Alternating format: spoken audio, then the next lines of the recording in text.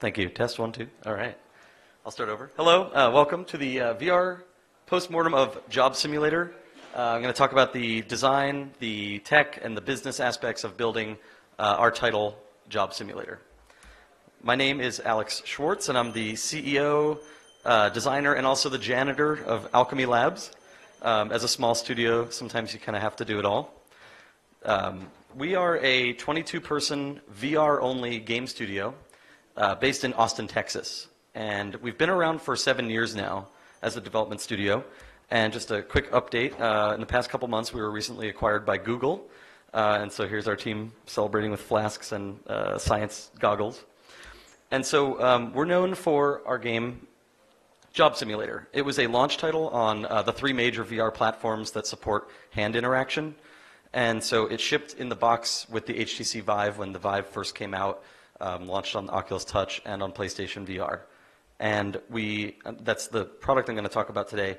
We also worked on and built a game called Rick and Morty Virtual Reality. So if anyone's familiar with the cartoon Rick and Morty, the VR game, we ended up building that. That was a ton of fun, and happy to kind of answer questions about that. But today's talk about Job Simulator.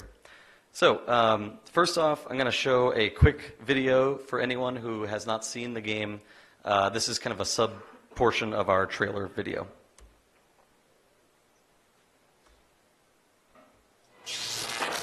Time to job. This looks like it'll taste interesting. Pistons in the engine, don't need those. Delicious. Oh, you've been doing a really good job lately. I think it's about time you got a promotion. Hooray! It's 5 o'clock! Woohoo! It's time to go home! Yeah, I'm gonna have to ask you to come in on Saturday. So thank you.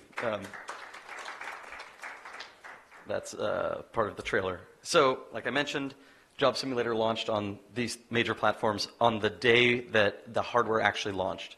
And so I'm going to talk about what went right, what went wrong, with a focus on some of the things that didn't go wrong because that didn't go right, because I think that's actually a very valuable lesson of, when you look at a game that was successful, it's easy to think, oh, they came up with all the right things immediately and it was just magically they guessed correctly. But we actually threw out tons and tons and tons of designs and many months of code and effort. So I want to talk all about that. Now, to go through all the things that we learned would take quite a bit of time, but I'm going to try to share some snippets from the most relevant portions of the development, and I want to leave time for questions. I think that's going to be important because I'd love to hear what everyone's thinking about and what concerns or questions you have. So let's go back in time to before VR was actually really a thing. So when we started the company in 2010, we were building original games for mobile and for PC. And so we had originally built a game called Snuggle Truck, where you drove a bunch of stuffed animals in a truck in a physics-based iPhone and PC game. We built a game called Jack Lumber that was the pitch was you're a supernatural lumberjack and a tree killed your grandma, so you're out to get revenge on the forest. And that's why you're cutting down trees. We built a skydiving game where you jump off of buildings and called it Ah! And we also built a game called Discourse, which was about surviving on a desert island. And that was actually a failed Kickstarter that we did back in 2014. And so I guess when the DK1 Kickstarter happened, something clicked when we tried the hardware in our heads. It was very rough. The experience made a lot of people sick. The optics weren't great. The tracking wasn't great. There was no positional tracking. But we kind of saw through the limitations and thought this is going to be a very important moment for the future of this medium. We think that finally that has a chance of taking off. And so what we did is we went back to the game that we had built called and we built a VR version in 1 month and called it Oculus because of the bad pun, and we had to make that joke. So we ended up shipping that on Steam, and we were the first VR game available on Steam that was not made by Valve, because Valve had been working on Half-Life 2 VR and some other experiments. And so we shipped that, and we learned a lot about VR design principles, but it's essentially a game where you're diving off of a building with a lot of locomotion, and it's very intense. And so, our first foray, we learned a lot.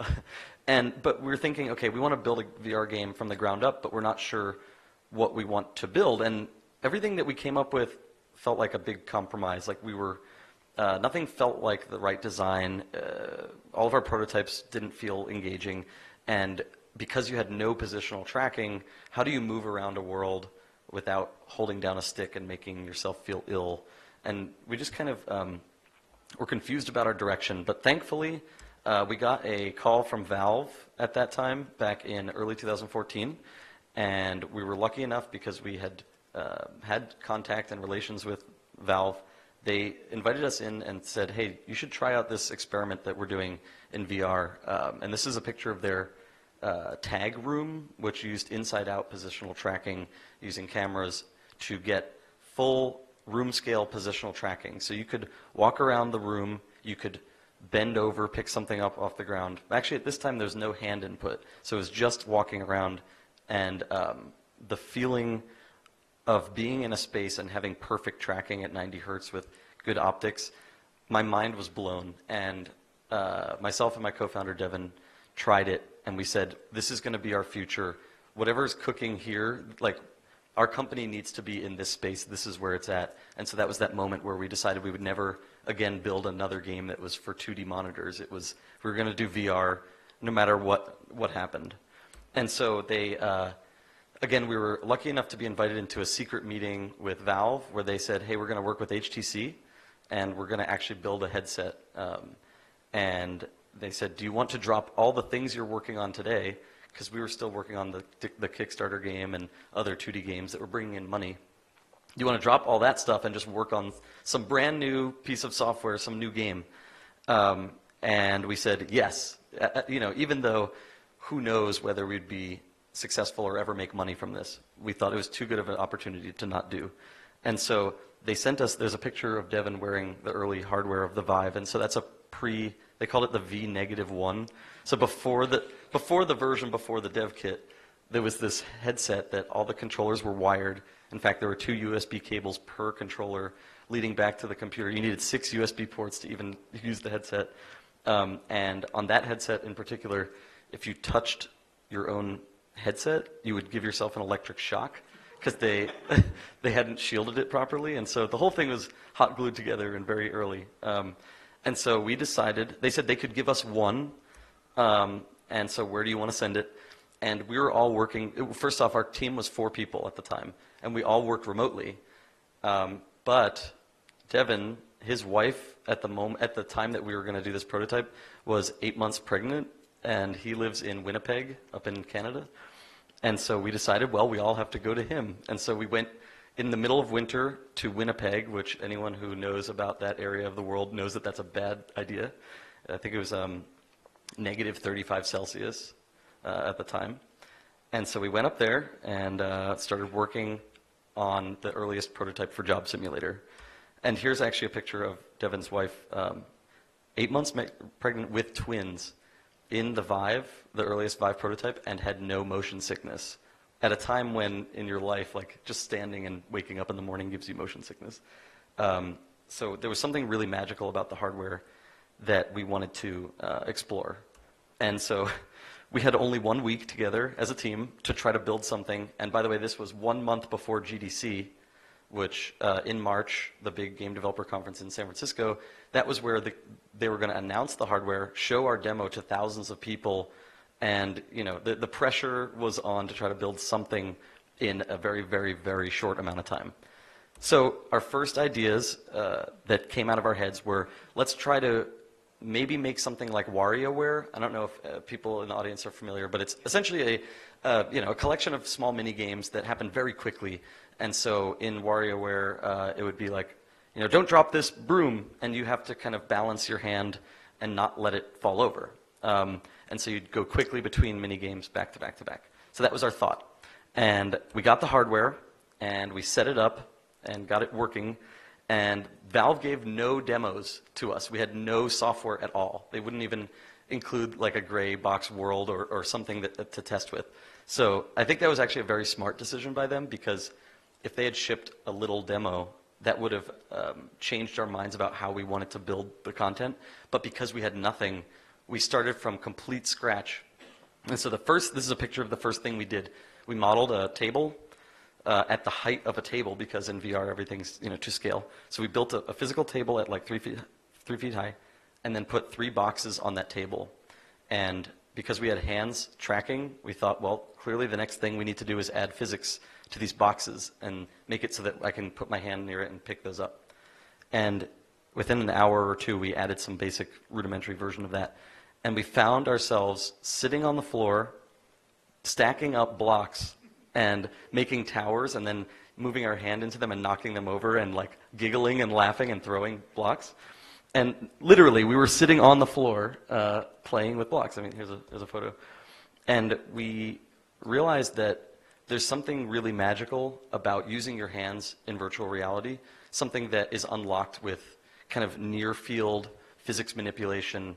And we thought maybe it would be really interesting to fly through space, or do all these kind of fantastical, large-scale actions. But it turned out just playing with intricate physics items with your hands was very, very, very fun. And so we started building some mini games using that idea, and we built a little circus performer thing inspired by that balance, the broom. And so you're balancing, and you had some balls and a hoop. We were just kind of experimenting, and we also thought maybe you could be like a window washer. And you would go control like the little platform and wash windows on a building. And then we thought, well, okay, maybe you could be a chef. And we built this. This was a later screenshot, but we started to build a kitchen where it had a lot of items around you. And then we started to build a bartender simulation where you'd have pour some drinks and do something there. And so, again, all of these things started to emerge. What was fun was manipulating physics objects with your hands around you. And it turned out all of these were job-like, in a sense that you were performing the action of some profession. And so what I did when we were coming up with names, with like which prototypes should we work on next, I made a Google Doc and I titled it Job Simulator as a joke, because that seemed like the path that we were going down. And that was temporary and not supposed to be the name of the game. And then it just stuck, and it became the actual shipping name of the game. And so in those couple days that we started, the kitchen seemed to have the most promise as a space that we could start to build out. And we thought, okay, let's just build the kitchen and make something for this demo for GDC that we had to do very quickly. But we started to get into the design of like, let's make it so you feel like you're in a real kitchen. And there's all these expectations that you end up failing to achieve. For example, people have all these notions about how a kitchen functions, because you know that from the real world. And so you need to satisfy all those expectations. And like, for example, we had the rolling pin. And we added, we modeled a rolling pin. But the thing is, a rolling pin affords the process of pushing down on like some kind of dough surface and then having it deform in a way that it deforms and flattens. And so people would pick it up. First off, you couldn't pick it up with 2 hands, which that was incorrect. Even though it had 2 handles on each side, you couldn't do the thing that it looked like it should be able to do. And then people would just end up swinging it around, and then it would get knocked away, and it kind of had no purpose. And so everything in the world needed to have a purpose, otherwise we would cut it. So we got rid of the rolling pin. The knife was another great example. So there's a video here of, we added knives in the game, and we thought, well, yeah, you'll chop some vegetables. That's what you do in a kitchen, right? And here's how people would interact with the knives.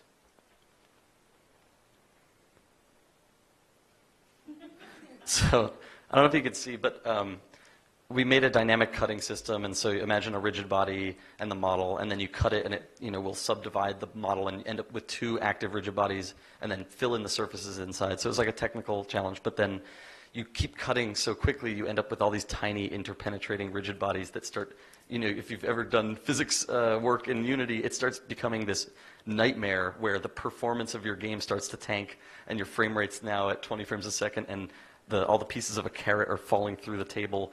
And so we thought, okay, how are we going to solve the knife problem? And then we thought, what if we made a joke where knives would have a different end result? Here's a video of that. So we made disposable one-time use knives that shattered when you hit something. But that was actually really disappointing when you did that, because you wanted to chop more things, and people would chop once and then go, oh. And then we thought of a really bad idea, which was, what if we make knives that can't ever cut, and so they will just maybe avoid cuttable surfaces? And so we started making these rubber knives that would deform around objects. That was a failed experiment, but I saved a video of it not working well. It was kind of creepy, actually. We ended up cutting the knife from the game as well. And so we needed, at this point we realized the demo needed something like some character that would tell you what to do, or have some persona or some characters in it. And we thought, okay, floating robots. We just don't have time to rig a character to do anything bipedal or humanoid or anything like that. We'll have a robot, it'll say some words, no rigging, it's very performance friendly, and so you can keep it low draw calls. And we found out that if you add expressions and mouth shapes and eye patterns that you could switch between various eye shapes, you could build a character that yields empathy and has an anthropomorphism, like you can identify with this character. And you could build these exaggerated expressions on the screen. And so we thought of this character, JobBot, that would be in this simulated world. And we had this process where we built first a level before you got into the kitchen for the demo, and it was his office, JobBot's office. So we built this during the prototype, and the idea was that you start the game and you're in this room, and then you hit a bell, and then JobBot's going to come out and tell you some things about the backstory of the world. And so here was, the bot came out, and you had the job that you were going to be working sitting on a table, like as a VHS tape, and you would insert the tape into the mouth, or like the little slot on the character's face, and that would bring you to the job, because we were just thinking about how the full game would work. But we sent that back to Valve, and they said, no, you have 3 minutes for your entire demo. There's no way you can have an intro. There's no way you could do that. You have to start in your kitchen, and that's it. And so we cut that as well. But that was a really valuable part of the design process, is it led us to our premise. Even though we cut it, it was very helpful. So the original premise was you're just in some training simulator, and a robot led you in the jobs, but we didn't know why. And then through that experiment, we came up with this crazy premise that in the future, all the robots have taken all human jobs. And so no human jobs exist. Everything's been automated. And so this job simulator was created to historically recreate what it was like when jobs did exist. And but then the humor was like, imagine a world that was generated by robots. They wouldn't quite understand how the world truly works. And so with that premise, we were able to take the humor of like robots did a quick skim of Wikipedia, and then boom, here's your simulation. And so the joke of like, well, how do I make soup in a kitchen? It would be incredibly complex to build a simulation to actually make soup. So that would cutting vegetables and steaming the vegetables and putting them in and mixing the liquid, and like that would be insanely hard. So we were able to actually just kind of joke around and say, oh, you put some things in a pot, and then robots thought it would just turn into a can of soup, and there you have it. So same with making a cake. We had this in the demo. You can make a cake by putting a flour and not like flour, but a actual flour, and what was it, like 2 other items in a microwave, and out would come a fully made cake. And so, yeah, that was working out well from a premise standpoint. But then we started to get into the design, and we said, well, how do we like pick up items in this world? What do we show of the hand visual when we do this? How should the physics work? How do we interact with the world? And so a lot of people, we were talking to other developers who were working in this early days, they maybe just show the visual of the controller, like just show the physical controller mesh. And some people were using like a full arm, like it's a hand and then all the way up to the shoulder. But since you only had the point of articulation of just the hand, that elbow position would always be wrong. And there was all this confusion about how do we do this. So the first thing that we came across was we ended up putting in a thing where when you pick up an item, it hides the hand mesh. But and on a 2D screen, it looks slightly strange. But in VR, you have this hand presence where the hand that's shown in VR feels like your own true body's hand. And when you pick up an item, that item follows at a perfect rate and rotation, and so the hand presence just applies to the item. And so we joked and called it tomato presence, because the first item that you come across in Job Simulator was a tomato. So we've been trying to get people to use that term as like an academic term to describe the process of hiding the hand. So it's been really funny. And people have used that like in talks around the world. So, but we just had no idea what should be done, what should the rules be for VR interaction. And then we got to the point of like, well, what about room scale? How big are people's rooms going to be in the real world? And how do we keep people from not bumping into their real world walls? And how do you make it so that the environment affords staying within the bounds? And so we wanted to build spaces that essentially read as I'm confined within the space, and I don't even get to the chaperone bound. It doesn't show me the chaperone. And I feel like, I don't feel envy for some cool place that I want to go off in the distance. I want to feel like everything's at my reach right within the area that I'm in. And so the physics there, when your hands are accessible and you could reach everything need to be pick-upable. You have to be able to interact with literally everything that looks like something that you could pick up. And so, yeah, there's an example of just, people just grab at everything and hope that it worked. And at this point in the story, we had, in the early days of the Vive, they only gave us one lighthouse, so that was the only thing tracking you, and you couldn't turn around. And our one lighthouse that we had for this 1 week game jam, it died. And so we thought, well, that's it. Like, there goes our whole story. All this was for naught, because if we can't finish the demo, it's not going to get shown at GDC, therefore Valve's not going to show it, therefore nothing will work.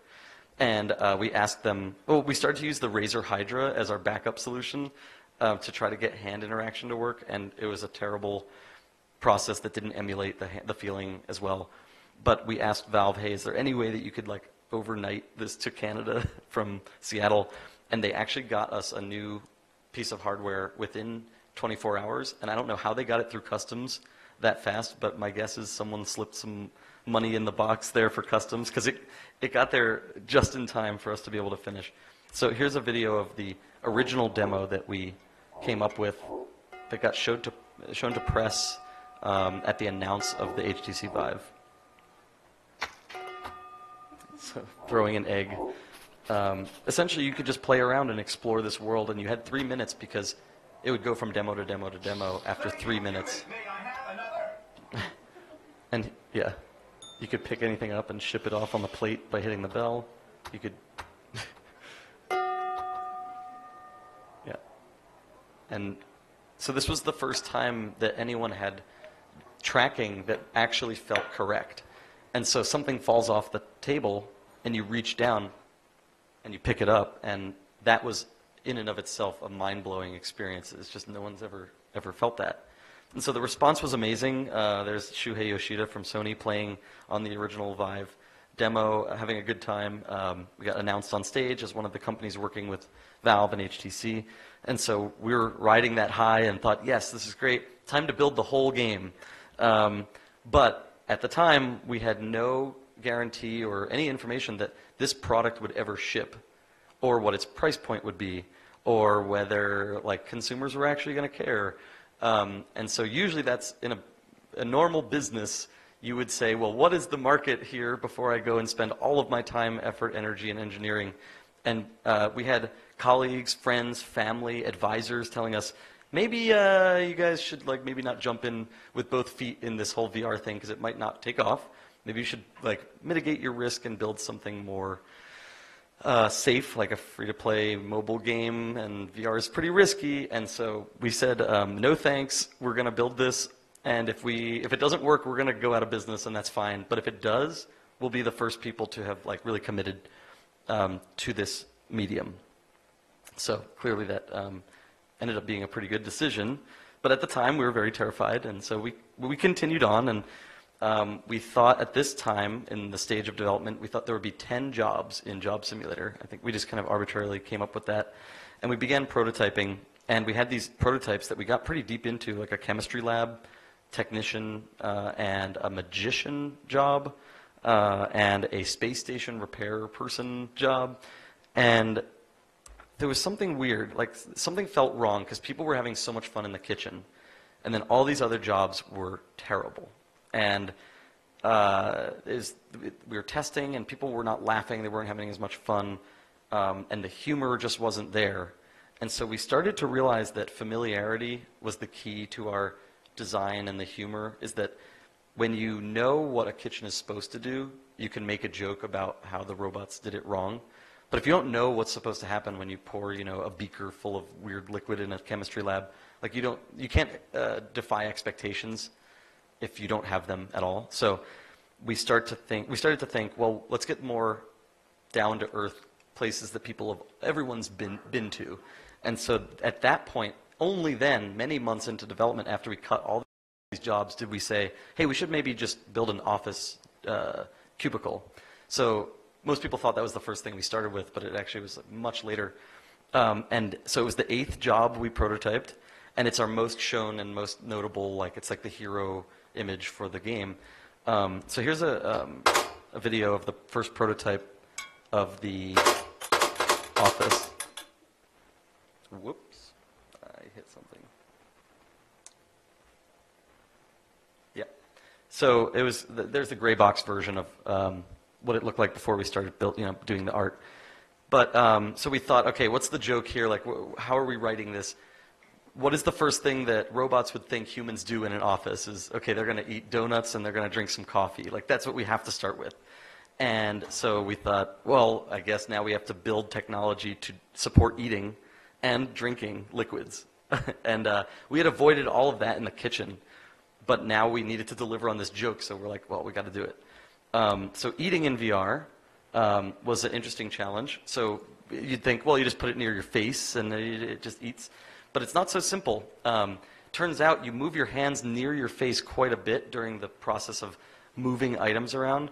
And so people would accidentally eat items as they pulled something out of the fridge and then put it over there. And so it would get eaten as it passed by their face. So we had accidental eating prevention tech, which would take the velocity, detect whether it was kind of the angle of entry near the mouth, and were you trying to eat or were you just sliding it past your face.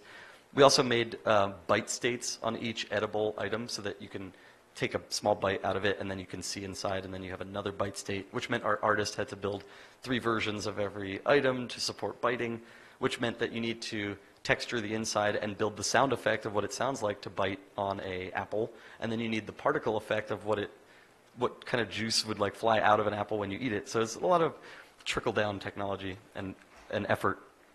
But liquid was the real killer. So it's an incredible can of worms to try to build a liquid simulation in VR. First off, 3D fluid simulation essentially is not done in real-time games.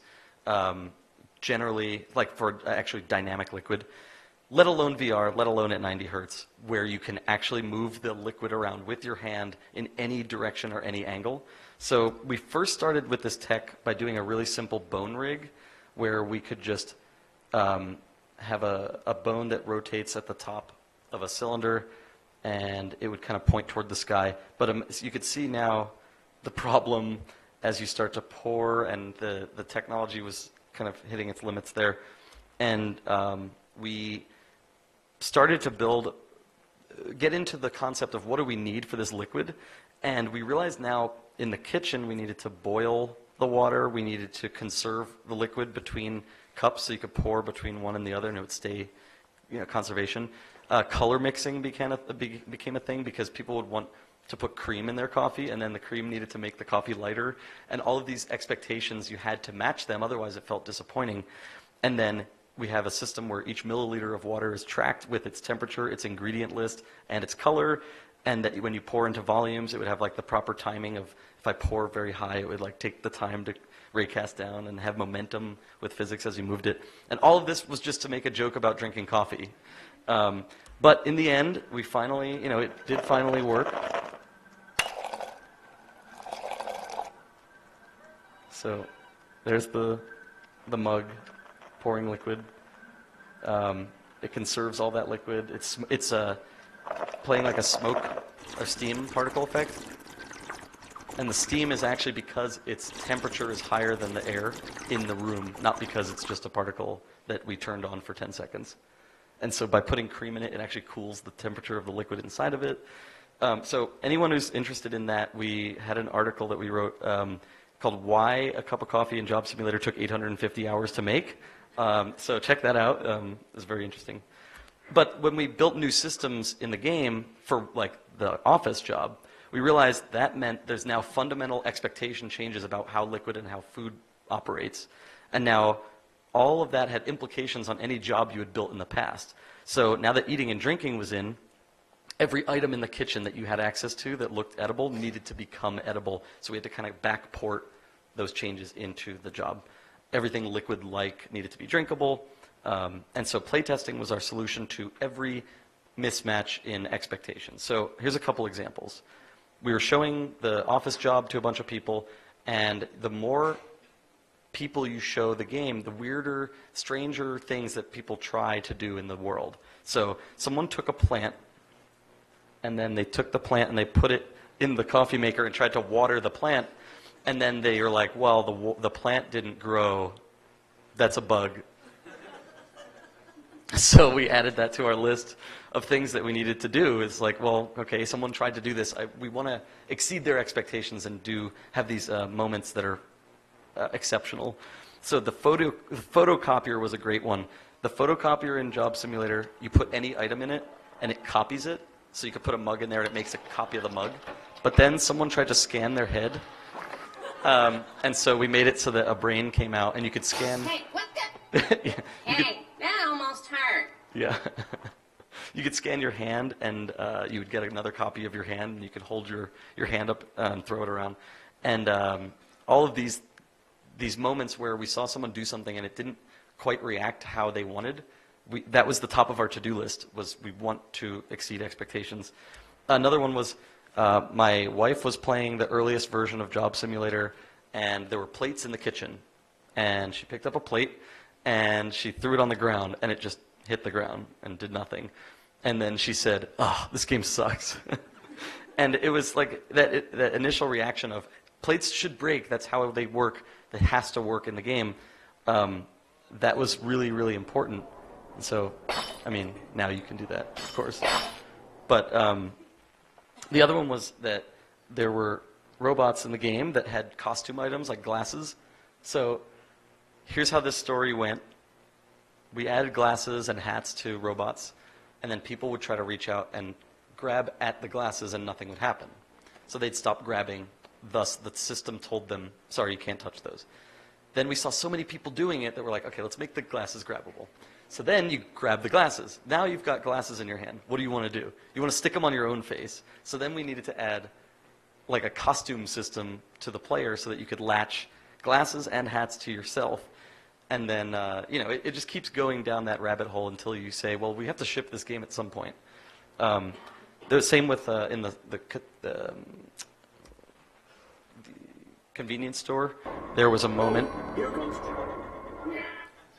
where a robber comes in and holds up your convenience store, and then people would grab the banana, and so he goes, oh, that was my fake banana, and then he gets another one. And so we had to record all these voiceover lines because people kept trying to steal the gun or the banana, and we wanted the world to react in a way that felt realistic. And so when we were designing key elements in the game, we realized we couldn't rely on any pre-existing designs. Like when you're building a mobile game or a console game, there's many, many, many years of people having built games before you that you can draw upon. pinch zoom is a thing that everyone knows on mobile, but there were none of those kind of like ideas of how to interact when it came to VR. So everything kind of started from the ground up. And so, for example, one of the big challenges was building a blender. So there's how the blender works in the game. Notice no blender in the existence of mankind has a slot machine arm that you pull towards you to blend. Also, there's no lid on top, if you notice that. Also, there's like a weird nozzle on the right side that most blenders wouldn't have. So that's the end result. The start point, we started thinking, well, how do we make this like an understandable interaction method? And we started to realize that kids' toys were essentially being designed in a way that was similar to how we needed to design our content. Because your hands are fairly, in VR, they're fairly inarticulate. Like you don't have the articulation of sub-finger movement. You've got these big kind of mitts. That's kind of like how a 2-year-old interacts with the world, is just like they move their hands around in big motions and try to grab at things. And so the whole point of the design of these items was to have them have a visual affordance that when I look at it, I know exactly what to do. And so a real blender has these tiny, tiny buttons on the front, like 1 through 10 for the speed. And it was completely impossible to make a button that small that we could reach and push. So Fisher-Price Toy Designs ended up being a big inspiration point for us. Yeah, and so from how we were building games as a team standpoint, one of the big things we learned was that iterating extremely quickly was the key to finding success. And so we've built our team in a way that every single person has a VR headset at their desk, and that everyone is encouraged to test in VR versus using the editor tools to kind of assume that something feels correct in virtual reality. And so with the team that we've built, we try to have people who are multidisciplinary, wide skill set people who can do multiple disciplines in, with their own role. So we can give one person the task of coming up with the blender, for example, and working solely on that, and that they could gray box it, model something very quickly, do the interaction, do the testing and the programming and implementation, and then show it to another developer or another person, get that play test, go iterate on their design and keep working on that, rather than having a modeler pass off the final asset to the programmer, who then talks to the designer, and then some play tester. Like, it's so much faster if you can own that process and keep that loop going very quickly. So for us, hiring independent developers who have a wide skill set has been very positive for us. The other thing is that people always ask us, who is your writer? Like, there are a lot of jokes in the game, a lot of funny lines. And we tell them that we didn't have a writer in the game on the project. Everyone contributed to the joke delivery and the writing and the lines. And so when you think about building something like this game, we set a strong premise at the beginning, which is, okay, how would a robot have designed this thing? And I don't have a picture of it here, but in the office there's a keyboard, and the keyboard itself has only a 1 and a 0 on it. So it's like a perfect example of how would a robot have thought that maybe a keyboard that a human uses be built. And so when you think of things through that lens, you have everyone on the team contributing to that. So if we tasked, hey, make a computer, we wouldn't have to have some designer sketch out exactly how it needs to work. You'd get the person who's implementing it to think about those types of ideas and prototype them very quickly. And so, yeah, everything in the world kind of fit that vibe. There's posters on the wall that say, like, remember, you're expendable, the company is not. Like these kind of anti-motivational joke posters. And the world is just filled with that kind of vibe to make it feel like a contiguous space. On a completely other topic, the whole concept as we got through development, we wanted it so that everyone could play the game without having something, let's say they had a smaller room, having something that's, just a couple inches out of reach, outside of the bounds. Like that, if I try to reach for that really cool thing, but there's a wall there and I can't do it, we have to solve that problem. Otherwise, that's the ultimate disappointment, is to try to reach for something and can't grab it. So we built a system in Unity to do dynamic room resizing based on the size of the chaperone bounds that got sent to you from the system. So if you look at the convenience store, I have like a top-down image. I'm going to cycle through the large, the medium, and the small versions of the level. And so each one was hand level designed and hand built for affording kind of the space that you have. So as you start to remove items, we end up putting them in these kind of like magical drawers where you can say, oh, you know, the slushy machine can't fit anymore. I can't fit that in the world, but I'll put it behind this knob and I'll turn the knob and then it will emerge. And so you can kind of build things in a way that can't be done in real life, but that work in VR. Same thing with like, okay, so menus. Every video game opens with some kind of menu system, and we thought, well, we're going to need to have some elements of what a menu used to be used for. Like, I need to pick what level I want to go in. I need to be able to quit. I need to do, you know, these basic interactions. But we thought we don't want to rely on the previous, like, tropes of how you would interact with a video game. Well, now that we're in VR, we need to start over. We need to start fresh. So we didn't want a 2D plane sitting there with a menu and then a laser pointer where you can point and say, you know, play game. So we thought, how do we use, what are the verbs that we use in the game already? We use grab, we use throw, we use eat. And so we thought, how do we do something in that world that could be a menu? And so we thought maybe a bell, like you just start in this world and you hit a bell and then something happens and you can, you know, that's a very visceral action. Throwing something, like if you had like targets, you could pick up something and throw it at target A or B or C, or like, yeah, hitting a button. So one of the first ideas that we had was to make this universal tool that had buttons on it from different angles, and we called it the Bop It design. I don't have a video of it because we lost it in some source control nightmare, but it was a really bad experiment. It did not work well. It was very confusing to people. And so what we ended up doing was a thing that we called the exit burrito. And so here you hit a button and a briefcase appears and you get this burrito that says exit and you have to eat it. And you have to eat the second time. And then that's how you exit from your job back into the main museum, which is kind of like the starting point of the game. And so that was a great, like really silly way to build an in-world, in-IP physical menu, because it was just so much easier to think, well, I hit a button and I hit quit. But we wanted to do something different, and that was our way of doing that. And then like the museum, that level that you just saw at the beginning, that is the opening spot that you go into. It's a museum of jobs, and then JobBot comes over and he introduces himself and says, I'm JobBot, and here's my card. And he hands you his card, but it's floating, the card's floating in the air. And when you've just gotten into the game, you don't really know what to do. You reach out and you pick up the card, you look at it, and then you don't know what to do with it, so most people just throw it away. And then you see this tray with some items on it, and you pick it up, and then there's this clearly one spot that it could go, that big area, and so you put in your job into the thing, and then there's only one thing you can pull, which is that lever, and when you pull that, it brings you to the job. And so that ended up being kind of like a hidden tutorial, because all we wanted to teach was how do you reach out and grab something, how do you attach items, which is used in the game, how do you pull a lever. And so all that seems like a natural thing to do, but we're actually gating the player in a way that once they have done those three actions, you've just learned everything you need to know about the game.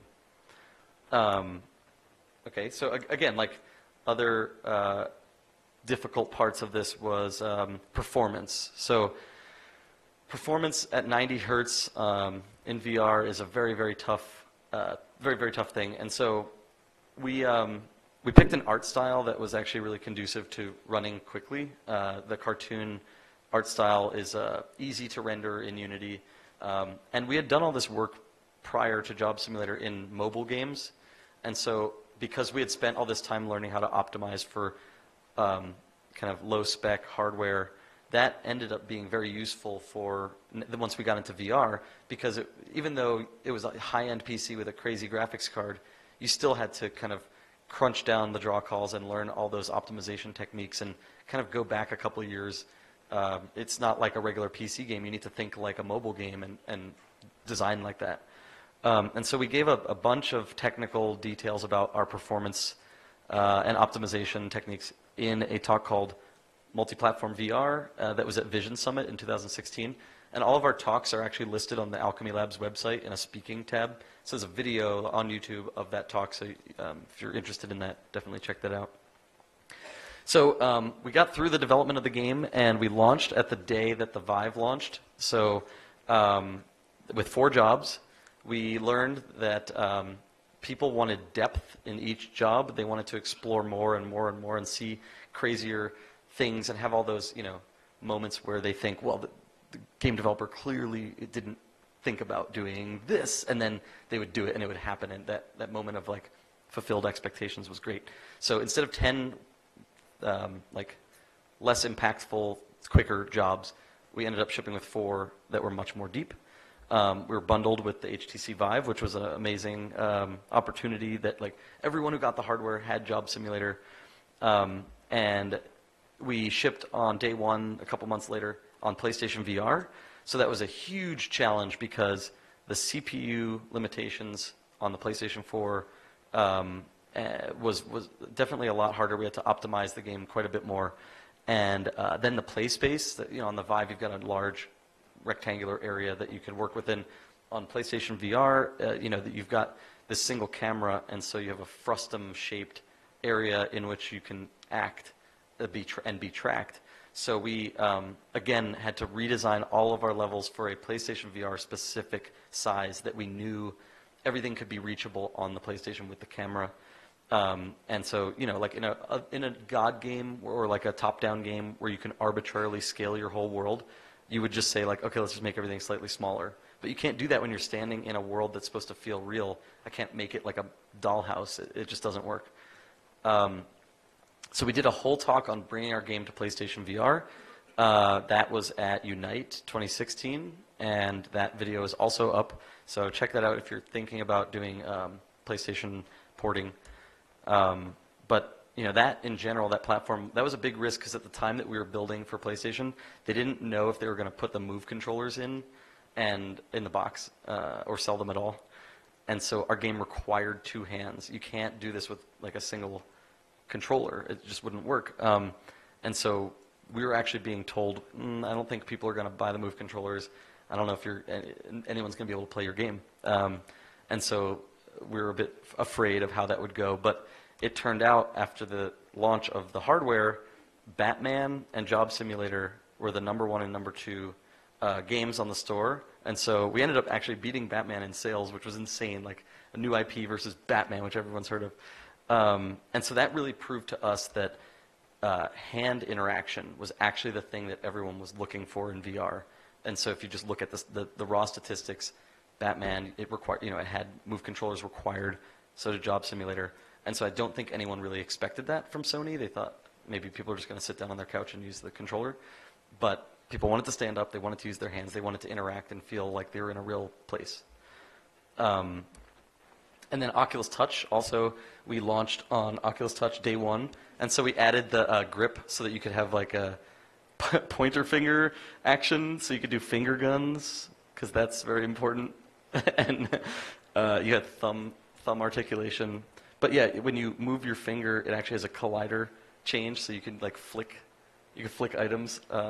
It's a very small thing, and it's very silly, in this video, but it turns out when we watch YouTube videos like of Let's Plays of here's how someone, was talking to their audience, having just slight amounts of like ability to point or thumbs up, you feel like you can understand the emotions and what they're trying to say way better with just that little amount. So we're glad that we put in that effort to get the finger articulation.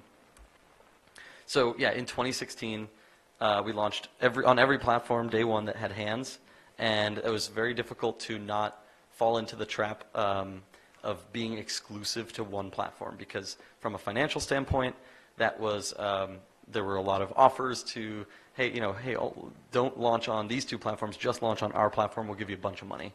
And so we fought hard to not go down that path, because we believe that exclusives being multi-platform is actually way better for the industry and better for your customers, because it would be upsetting if you bought VR hardware number one and then you see your friend as the other one and then it's like, oh, I can't play that game, right? Like we want anyone who has a VR headset to be able to play our game. It's just a much better thing for the ecosystem. And then we've got 3 sources of revenue on 3 different platforms, and it just ends up being a better solution if you can kind of ride out the process of building without getting that cash from platforms. So it's kind of a chicken and the egg.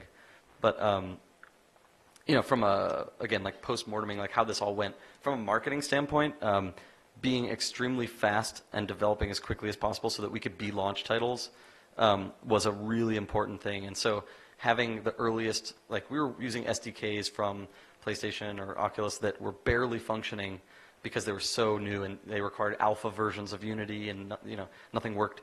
But being that early and trying to like slog through all the bugs that you hit allowed us to be one of the first functioning games in VR, and that means that when Oculus had a conference, they're like, well, let's show Job Simulator. And so they would take our title and they would promote it for us because it helped.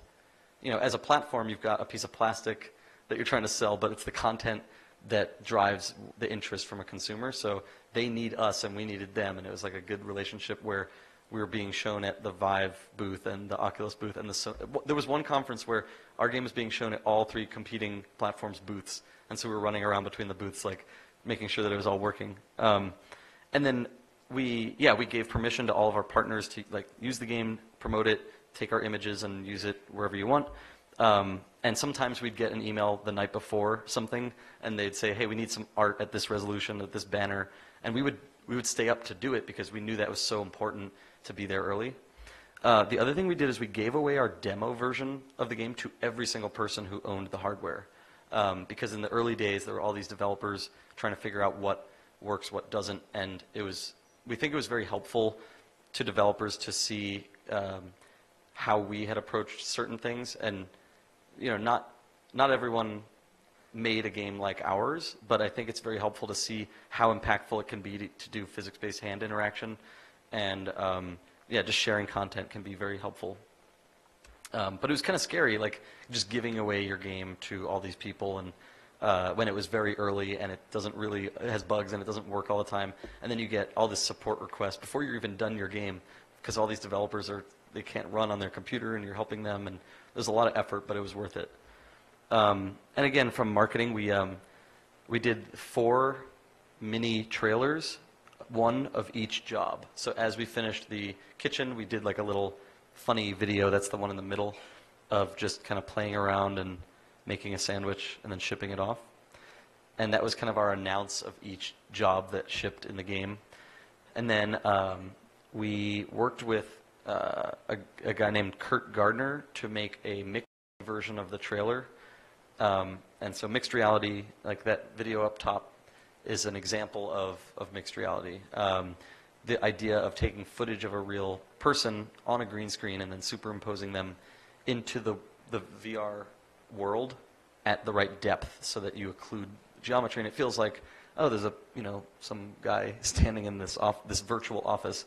And so it really sells on YouTube what it feels like to be inside of a space in VR. And in the earliest days of VR, no one had any idea, like, unless you had tried a headset on, you have no concept of what it feels like to be in VR. So that was helpful. And then we added this spectator mode, which a lot of the videos you saw in this talk were kind of like third person, and you saw a headset and 2 hands. And the spectator mode allowed a third camera, or a third person camera, to be put in the world. And then when you look at the camera, you actually see it in 3D space in VR, and you could pick it up and hold it like a selfie camera, or you could turn it around and use it to like show people what you see. And that was very useful for streamers, and streamers ended up being a big reason that the game became popular, because they had so much fun playing in it, and then they put videos up of it, and then people saw their favorite streamer playing Job Simulator, and then they go, oh, I want to get a VR headset so I could play this game. And like it all kind of led together in a good way. And so players loved the game when we launched. That was awesome. We did actually get some pretty low reviews from traditional video game outlets, that like IGN, Game Informer. And so a lot of the big complaints were, why would I pay $30 for something that I could that's only 2 or 3 hours, and it was okay. And actually it was started at $40 because we didn't know what to price the game. We had no idea what the market was going to look like. And imagine you're making a new product and no product has ever existed before, and you all have to guess at what everyone else is going to price your product at. So you could have said, $3, and someone else goes $100, and you just have no idea. So we launched at 40. So did Fantastic Contraption, which is another popular game, and so did Tilt Brush, and we actually ended up changing our price down to $29.99 because we had so many reviews that were complaining about the price, and we just didn't know what the expectations would be, and we were being compared to things like CryEngine games, and like Battlefield and Call of Duty, and these $60 games that got you 60 to 100 hours of gameplay, and it's well, why would I pay 40 for 2 or 3? And so that was the baseline, is traditional games. And it's funny, over the years since we launched, the reception and rating of our game has gone up over time. And people, I think, have started to realize what is involved in making a VR game and how difficult it is, and the length, and what what the expectations are. Batman was a 45-minute game, and it was $20. So for that, if Batman had come out first and then Job Simulator, they'd be like, wow, 3 hours of content for only, you would rate it almost positively compared to that baseline. So yeah, being early to market is very hard because people don't know how to receive this, content.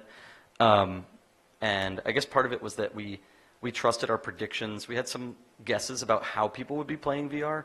We thought, okay, well, they'll probably have some extra income because it's an expensive piece of hardware.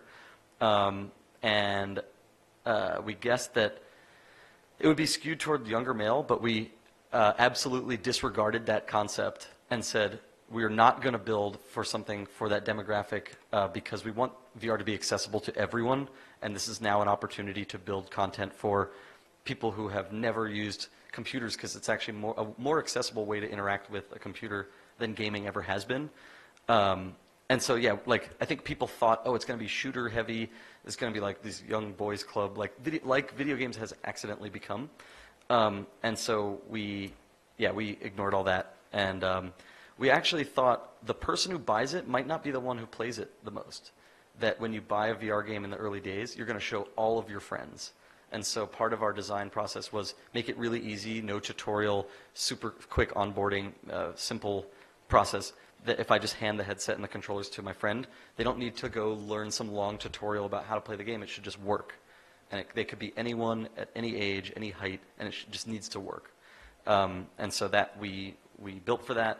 And yeah, we also completely avoided anything that would give you motion sickness, because we didn't want to induce nausea or have VR feel like a thing that you need to be extreme, or that you have to have an iron stomach for, which we don't think is a good idea to promote that idea. So people ask, hey, was Job Simulator a success? Depends on your metrics for success. Financially, absolutely. We made over $3 million in revenue in 2016 in our launch year, and the game's still selling well. So we were one of the lucky top titles that's made one of the most amounts in VR. But the thing is, if you say, well, cool, we're going to put a 100-person team with a $20 million budget on a VR game, there's essentially no chance that you're going to be able to make that back. And so you have to think about the size of the team and the growth of the industry, and kind of stay along that growth curve so that you don't exceed the expectations of where VR is today. By some other metrics, I think we succeeded in accessibility. We really wanted to make sure that everyone was able to play the game, and that it was not keeping certain people, making them feel like the VR wasn't for them. Hands and physics are kind of the thing that we're known for in the game. I think that went very well. And everyone knew our game in the early days of VR, which was one of our goals, to get the prominence of someone, like our company name should be associated with VR. Humor, that worked out because we weren't sure if we were going to make a funny game or not at the beginning, and we kind of thought back, well, our whole company has been based off of making humor-based games. We can't stop now. So I think that worked out. And then the fact that people are sharing it on social media and making Twitch streams and YouTube videos. That was, I think, one of the biggest wins, is that we spent all this time making cameras and Twitch support and streaming enhancements, and that we didn't know really what we were doing. We just thought maybe that would be cool, and it turned out that that was one of the most important things we did, is to make it easy to share, because the sharing led to the success. So that is all I have, and I hope that you all have questions.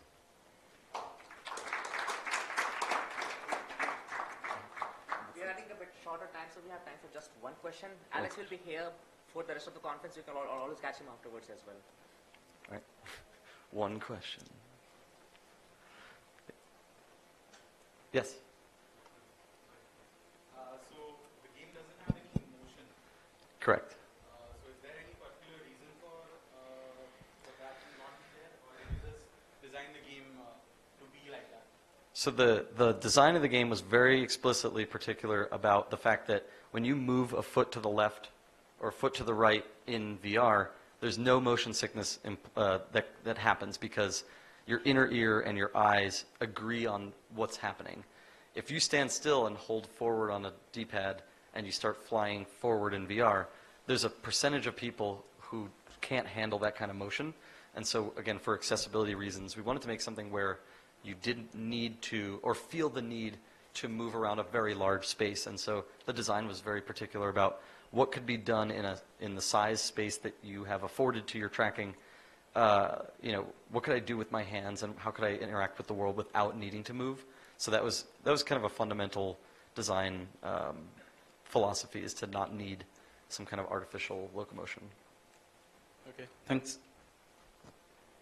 Thank you.